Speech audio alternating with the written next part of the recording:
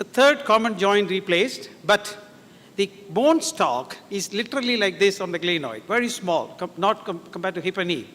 You had to get it right in the first time. The revision results are very inferior, not like hips or knees. So there are two key factors. Number one, bone stock. Number two, rotator cuff. But you might think, okay, what if the rotator cuff is torn? We could always have a reverse shoulder. This is a popular word, but it has got its own learning curve. Remember, it's a salvage operation, longevity, complications. There are more to come. So let's take you through the couple of case scenario. Is a 47-year-old young gentleman with Fairbanks disease affecting multiple epiphyses, and he's got painful stiff shoulder and elbow. That's his x-rays. This is the MRI showing concentric arthritis, glenoid relatively preserved, rotator cuff is intact. That shows the CT scan. So what type of shoulder replacement we should plan? In the olden days, we used to have the third modularity prosthesis like anatomical stemmed total shoulder.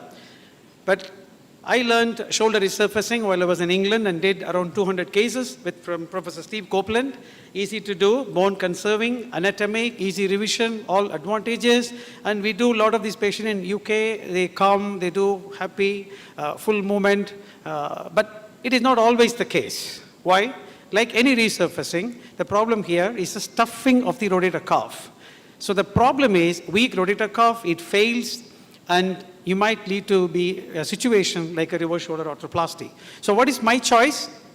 My current practice is stemless shoulder. You don't resurface, but you resect the stem.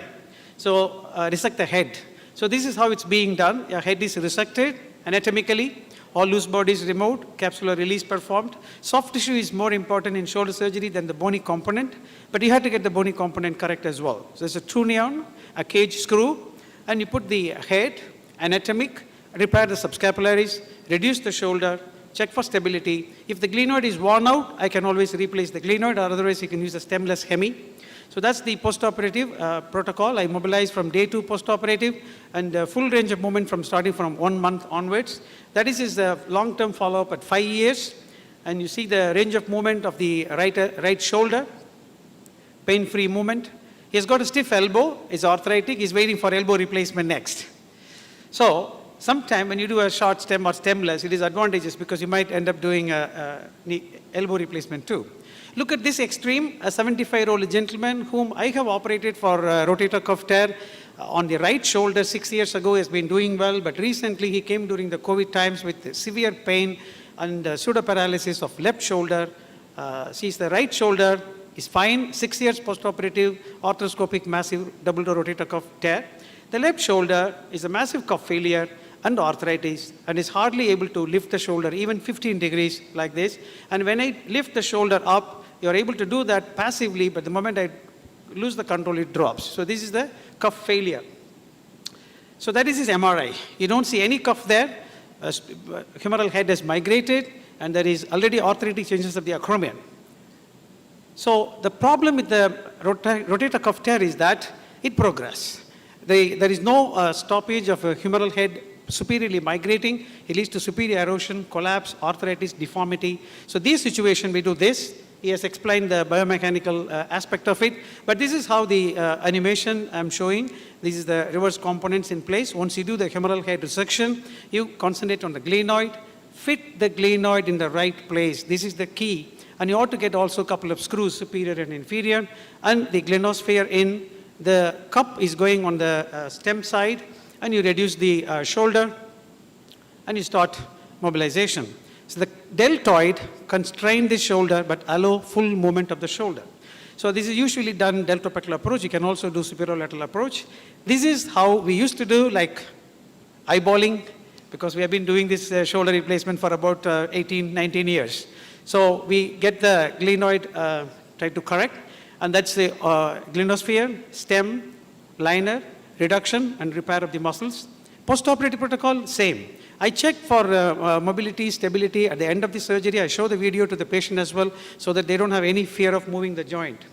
So here, same patient at 10 months follow-up, you could see effortless movement. You will not be able to predict which side is the operated, which side is the reverse shoulder. Same way, forward flexion, 180 degrees. And more important, I see, is this internal rotation, of both shoulders and the external rotation. So if you retain the posterior cuff and the subscap, you also have power to rotation. That is his X-rays latest. But why we can't do more of this reverse shoulder? That's the question. Very good results you are showing. It's not always the case again. The overall complication rate is higher. These are the list of complications you see. Even in the best of the best expert's hand, it can happen. Glenoid disassembly, base plate failure, I have seen these referred to me. These are all part of early learning curve. In the UK, we are told you have to do 20 shoulder replacement before you do one reverse shoulder on your own. So that shows that how to gain that experience. So this is the case of dislocation. Why? Because the only deltoid keeps the shoulder in. You have to get the tension right. If you don't, it can dislocate, especially in rheumatoid arthritis patients. It's more common. So it's revised. If you don't do it correctly, or even if you do correctly, it can cause notching. We will talk about that. But there are a lot of technological advancement to reduce the notching. Acromion can fracture. Intraoperative crack can happen. Periprosthetic fracture can happen. Nerve injuries also can happen. So all these complications can happen. So how to avoid this? Pre-op plan. The more you plan, more you think about your operation, you do better. So X-ray, CT, and 3D planning. So these are the 4 erosion you can happen in the glenoid: superior, posterior, central, segmental. What are the situation? This is the classical osteoarthritis where there is posterior wear. And this is the classification we used to detect. Second is rotator cuff, I have already showed you. So this is the superior wear. Here we use this favored classification to know. The green highlight is that it is safe to operate. The other things, you need to do reconstruction and operate. So this is the central wear. More common condition is rheumatoid arthritis. So this is the classification for that. And post-instability arthritis, remember there is also segmental defect. So all these have to be planned. So you need to know the version of the glenoid, the tilt of the glenoid, and how much lateralization you are bringing. Because it is eroded, you have to bring it laterally. If you do the glenoid in a retroverted position in a TSR, it will lead to decreased contact area and increased contact pressure, early wear, loosening. If you put the glenoid with the superior tilt, is a rock horse phenomenon, there will be secondary rotator cuff dysfunction in a majority of patients in the follow-up. Same glenoid placement in reverse shoulder, if you put it superior, it's a problem because it can lead to instability. We were told to put 10 degree inferior before, but if you put too much inferior also, it can cause impingement and you will be removing more of your inferior glenoid, so medializing. So that is also not good. So you have to get it right.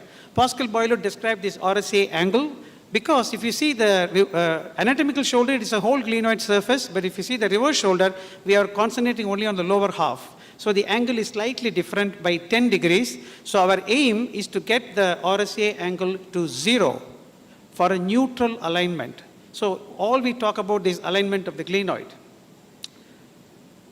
If it is too much medialized, you have to do bony lateralization or augment with the bone graft and lateralization. And we have also augmented base plate available, but they are not currently available in India. So what is the prosthesis choice? Whatever you choose, we have only at the moment 2 in the market in India, 2 have taken out. Remember, there are circular base plate, there are elliptical base plate, and central fixation differs, spiral blade, fin or screw, as well as the number of screws and the direction. But it is very important to have 2 screws, superior and inferior, and get it right. On the humeral side, you have parameters. So if you look at it, it is not one like parameter, like a gap or whatever to decide the success. These are all the parameters on the humeral side. What version, what neck shaft angle, regular stem, short stem, or bone loss. So this is about the 135, 155. If you use 135 degree, they have more rotation, less scapular notching. We have 2 prostheses available in India right now. Evolutis, it comes with 140 degrees neck shaft angle. And Orthrex has got both 135 and 155. So we have options to play with to choose what you want to do. Okay? So we'll just skip that. And then this is important. Whatever you do, you have to do repair of the posterior cuff because you want the patient external rotation. And second, subscapularis, you repair it only if it is repairable without tension. Otherwise, the patient will have less movement. and check for stability. At the end of the reverse shoulder, you have to recreate all movement the patient can do, like trying to get up from chair and move out, etc. Make sure that it doesn't dislocate. Get the reverse feel, okay? So that's the first part. Second part is navigation. What do you do? A traditional method, pre-op CT plan, use the guide provided with the company, eyeball, feel, check with x-rays. But not accurate. There is a learning curve and experience. There is no real-time check on this. If you look at this paper, shows beautifully improved accuracy and less glenoid vault perforation. If you see the entire scapula and do a procedure, rather than seeing only the glenoid, and most often with the approach, you see only the glenoid like an end-on view. So PSI is one way, and navigation is another way. We do these two mechanisms for operating on complex primary shoulder in the UK. So PSI is like this. You devise a preoperative patient-specific guide with holes, which will direct your placement of the guide wire.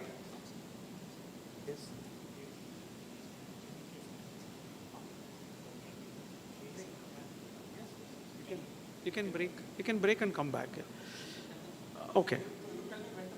Yeah. After the navigation, I'll break. So this is the navigation in shoulder arthroplasty, routinely used in UK for all complex primary cases. Was available with the Exactech in India. I've used a few, but it is not currently available. So what is best? Navigation or PSI, because these two are the available method in shoulder. If you look at the literature, heterogeneity is high in these studies, and there is no proven clinical superiority of one technique over the other. What we know is glenoid malposition is common in TSA. It is associated with decreased range of movement and leads to implant loosening. As you see here, component malpositioning is the main cause for failure of shoulder arthroplasty. Of course, navigation comes with learning curve as well. You need to do at least 10 cases to get the hang of navigation. But a navigation group had a higher neutral alignment and within 5 degrees of surgical plan compared to eyeballing surgeries. So robotics in shoulder replacement is still evolving. Watch the space. Might be next year, you might see something at this conference. I don't know.